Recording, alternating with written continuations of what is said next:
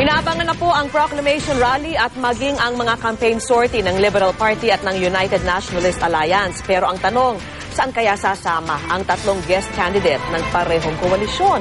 Saksi si Sandra Aguinaldo. Sa opisyal na pagsisimula ng kampanya ng mga kandidato sa pagkasenador sa 12 ng Pebrero, asahan na raw ang mas mainit na showdown sa pagitan ng administration senatorial slate kung saan kabilang ang mga kapartidong liberal ni Pangulong Noynoy Aquino at ng senatorial slate ng United Nationalist Alliance ni Vice President Jejomar Binay. Sa vote-rich Cebu City ang proclamation rally ng una, habang posibleng sa makasaysayang Plaza Miranda naman sa Maynila, gagawin ang proklamasyon ng LP. Pero ang tanong, saang partido sasama sina Senador Francis Escudero, Senadora Loren Legarda at dating MTRCB Chairperson Grace Poe na pawang mga guest candidate ng LP at una. Kami nasabihan na kami ng Liberal Party, so talagang nakaplano na nasasama kami dun sa rally na yon. Narinig ko po yung tungkol dito sa una rally sa television lamang. Wala po talagang representante ang una na nagsabi sa amin. Hindi pa kami nagkakausap ng personal at anumang usapan tungkol dyan. Mas maganda magkaharap magkausap kaysa ginagamit ang media o sinasabi sa camera. Ilang ulit naming hininga ng pahayag ang kampo ni Legarda pero abala raw siya sa isang out-of-town engagement. Pero ayon sa Liberal Party, sa kanila raw sasama ang tatlong common candidate. Sa ad pa lang, 12 na kami, kasama namin sila.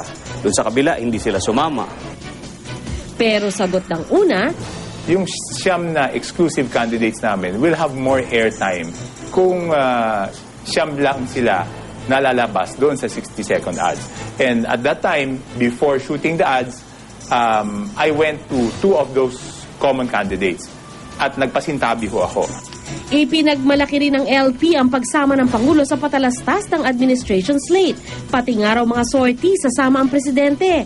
Ang dahilan daw nito, Mayroong mga claim yung kabila na hindi naman kami opposition.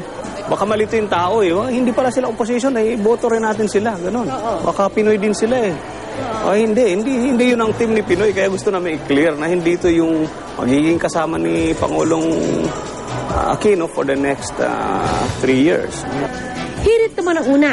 Ipinapakita na nila sa publiko na iba sila sa Liberal Party. At kahit pa nauna nang sinabi ng una na hindi sila oposisyon, handa raw silang bumatikos kung may maling ginagawa ang administrasyon. Never kami nagpanggap doon sa ads namin. We even naglabas na kami ng contrast. Pinaliwanag namin ng maigi na yung kabila ay daang matuwid at kami ay daang maganda. Sandra Aguinaldo ang inyong saksi.